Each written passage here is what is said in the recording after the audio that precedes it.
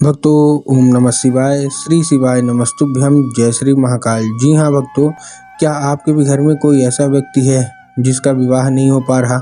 आप लोग उसके विवाह के लिए बहुत ज़्यादा परेशान हो कि आखिरकार इसका जो विवाह है वो हो क्यों नहीं रहा। आप बहुत ज़्यादा प्रयास कर रहे हो उसके विवाह के लिए कि इसका विवाह हो, लेकिन कोई न कोई दिक्कत आ जाती है, कोई न कोई समस्या आ जाती है जिसके कारण उस व्यक्ति का विवाह रुक जा रहा। उसकी जो उम्र है वो बीतती जा रही है, तो आपके लिए बहुत ही मुश्किल हो रहा है कि आखिर उसका जो विवाह है वो हो क्यों नहीं रहा। तो टेंशन लेने की कोई ज़रूरत नहीं है। आज मैं आपको बताने वाला हूँ कैसे आपको क्या करना है उपाय। तो पूरा उपाय ध्यान से सुनिएगा, अच्छे से करिएगा। अगर आपने आज का ये उपाय आपने कर लिया तो अवश्य रूप से आपकी मनोकामना है ना वो पूरी होनी ही होनी है। ठीक, देखिए आपको भी पता है कि पूज्य गुरुदेव की जो कथा होती है, जैसे कि आपको पता होगा कि पूज्य गुरुदेव की कथा में लाखों की भीड़ आती है। ठीक, तो गुरुदेव की कथा में लाखों की भीड़ आती है। तो जब गुरुदेव की कथा में लाखों की भीड़ आती है तो वहाँ ज़्यादातर जो भक्त रहते हैं ना वो क्या करते हैं, पत्र के द्वारा अपनी मनोकामना गुरुदेव तक पहुँचाते हैं। तो अभी 5-6 महीना पहले की बात है, गुरुदेव की कथा चल रही थी और गुरुदेव की कथा में लाखों की भीड़ आई। जब गुरुदेव की कथा में लाखों की भीड़ आई तो वहाँ ज़्यादातर जो भक्त थे उन्होंने क्या किया, पत्र के द्वारा अपनी मनोकामना गुरुदेव तक पहुँचाई। जब गुरुदेव के पास पत्र पहुँचा तब गुरुदेव ने क्या किया, जब गुरुदेव के पास पत्र पहुंचा तब गुरुदेव ने जब पत्र पढ़ा तो वहाँ गुरुदेव ने देखा कि ज़्यादातर लोगों की केवल और केवल एक ही मनोकामना है, क्या कि गुरुदेव हमारे जो घर का व्यक्ति है उसका विवाह नहीं हो पा रहा। हम लोग बहुत ज़्यादा परेशान हैं कि उसका जो विवाह है वो हो जाए। हर एक चीज़ सही चल रही होती है, हर एक चीज़ ठीक चल रही होती है, लेकिन अंत में आके कुछ ना कुछ ऐसा होता है जिसके कारण उसका जो विवाह है वो रुक जा रहा। हम लोग बहुत ज़्यादा परेशान हैं। कृपया करके कोई उपाय बता दें ताकि उसका जो विवाह है वो हो जाए। उसकी जो उम्र है वो बीतती जा रही है, कोई 30 साल का हो गया है, कोई 35 साल का हो गया है, यहाँ तक कि 40-40, 45-45 साल के भी वो लोग हो गए हैं, लेकिन उनका विवाह नहीं हो पा रहा। कृपया करके कोई उपाय बता दें। जब गुरुदेव ने ये देखा तब गुरुदेव ने 2 से 3 उपाय बताए और कहा, केवल और केवल ये उपाय कर लेना, अवश्य रूप से मनोकामना पूरी होगी।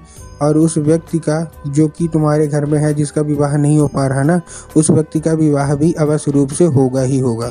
जब गुरुदेव ने ये उपाय बताया तो लोगों ने जा के इस उपाय को घर में करना शुरू कर दिया। ये उपाय अब जैसे ही लोगों ने इस उपाय को घर में करना शुरू कर दिया, वही लोग गुरुदेव की कथा में 1 से 1.5 महीने के बाद वापस आए।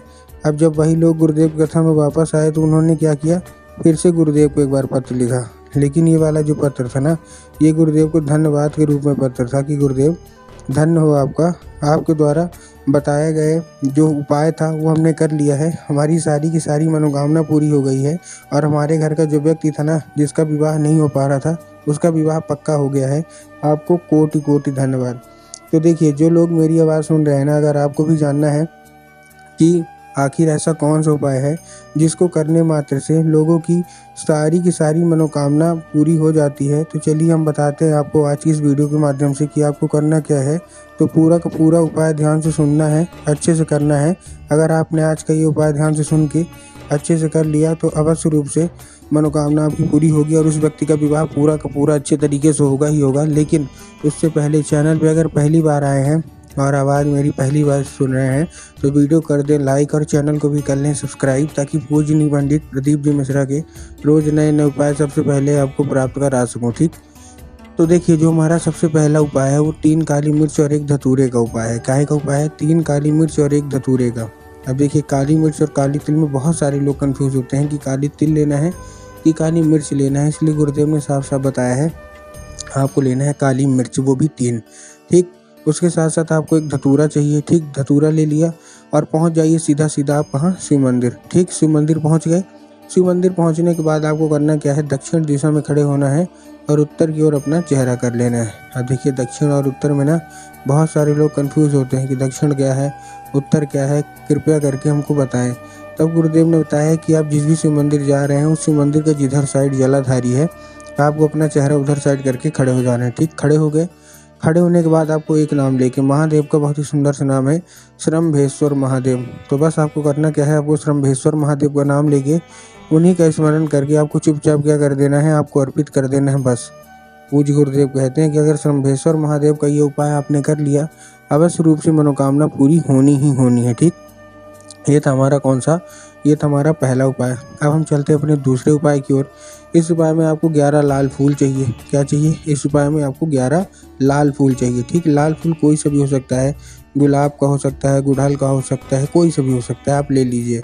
बस 1-2 चीज़ का ध्यान रखना कि पहली बात तो जो फूल है वो कहीं से भी मुरझाया हुआ या कहीं से भी ख़राब या कहीं से भी बेकार नहीं होना चाहिए। बहुत सारे लोग इसमें गलतियाँ करते हैं। दूसरी चीज़ कि जो फूल है वो एक किस्म का होना चाहिए। एक किस्म का मतलब कि अगर आप गुलाब का फूल ले रहे हैं तो केवल गुलाब के लीजिए, अगर आप गुड़हल के ले रहे हैं तो केवल गुड़हल के लीजिए। ये नहीं कि 2 फूल गुलाब के ले लिए, 3 फूल गुड़हल के ले लिए, ऐसा आपको बिल्कुल भी नहीं करना। ठीक, ले लिया, लेने के बाद आप पहुंच जाइए कहाँ? सीधा शिव मंदिर। अब आपके दिमाग में क्या होगा कि हम जाएंगे शिव मंदिर, बाबा भोलेनाथ के ऊपर अर्पित कर देंगे और चुपचाप चले आएंगे, जो कि गलत है। आपको बाबा भोलेनाथ के ऊपर अर्पित नहीं करना। आपको कहाँ अर्पित करना है? आपको माता सुख सुंदरी के ऊपर अर्पित करना है। अब देखिए, जिनको पता है कि माता सुख सुंदरी की जगह कहाँ होती है उनका तो ठीक, लेकिन बहुत सारे ऐसे लोग हैं जिनको यही नहीं पता कि माता सुख सुंदरी की जगह होती कहाँ है। तब गुरुदेव ने साफ साफ बताया है कि जो जलाधारी है होती है, जो जलाधारी जहाँ से जल गिरता है, तो जलाधारी के दाएं मतलब राइट साइड में किसकी जगह होती है? माता सुख सुंदरी की, और बाएं साइड में भगवान गणेश की। तो आपको माता सुख सुंदरी की जगह पे दाएं साइड में आपको 11 के 11 लाल फूल अर्पित करके जो कोई भी इच्छा होगी, जो कोई मनोकामना होगी, जो कुछ भी आप मांगना चाहते हैं माता सुख सुंदरी से, सारा का सारा आप मांग लीजिए। पूज्य गुरुदेव कहते हैं कि अगर माता सुख सुंदरी आपसे प्रसन्न हो गई ना, अवश्य रूप से मनोकामना पूरी होनी ही होनी है आपकी। ठीक है, ये था हमारा कौन सा? ये था हमारा दूसरा उपाय। अब हम चलते हैं अपने तीसरे और आखिरी उपाय की ओर। इस उपाय में आपको लाल चंदन चाहिए। क्या चाहिए? केवल आपको लाल चंदन चाहिए, और लाल चंदन लेने के बाद पहुंच जाना है कहाँ? सीधा शिव मंदिर। ठीक, शिव मंदिर पहुंच गए। लाल चंदन लेने के बाद शिव मंदिर पहुंचने के बाद आपको करना क्या है? अभी मैंने आपको बताया कि माता सुख सुंदरी की जगह जलाधारी के दाएं साइड में। तो आपको करना क्या है? जिसका भी विवाह नहीं हो रहा तो अपने दाहिने हाथ की कोई एक उंगली लीजिए और उस उंगली में चंदन लगाइए, और माता सुख सुंदरी की जगह पे 3 बार बिंदी के रूप में आपको टीका लगा देना है। कितनी बार? 3 बार बिंदी के रूप में आपको टीका लगाना है माता सुख सुंदरी की जगह पे। ठीक, लगा दिया टीका। टीका लगाने के बाद आपको करना क्या है? जैसे आपने टीका लगाया, टीका लगाने के बाद अपनी मनोकामना मांगिए, हाथ मत धुलिएगा, खड़े रहिए।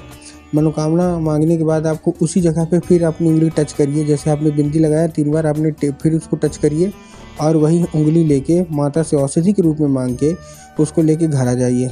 घर आ गए, हाथ मत धुलिएगा, घर आ गए। अब जहाँ आप लोग सोते हैं, ठीक, जो भी आपका बेडरूम होगा, जिस भी बिस्तर में सोते हैं, उस बिस्तर की जिधर साइड आपका सर रहता है, उधर साइड की जो दीवार होगी, उसी दीवार में आपको 3 बार वो बिंदी फिर से लगा देनी है। पूज्य गुरुदेव कहते हैं कि उस बिंदी के जरिए स्वयं माता सुख सुंदरी आपके घर में प्रवेश करती हैं, और आपका मन चाहा विवाह जो कि रुका हुआ होता है ना, वो अवश्य रूप से होता ही होता है, और अच्छा जीवन साथी आपको प्राप्त होता ही होता है। तो उम्मीद करता हूँ आज की जितने भी उपाय, 3 के तीनों उपाय बताएं, सारे के सारे समझ में आ गए होंगे। उपाय अच्छा लगा हो तो कमेंट बॉक्स में हर हर महादेव अवश्य रूप से लिख दें।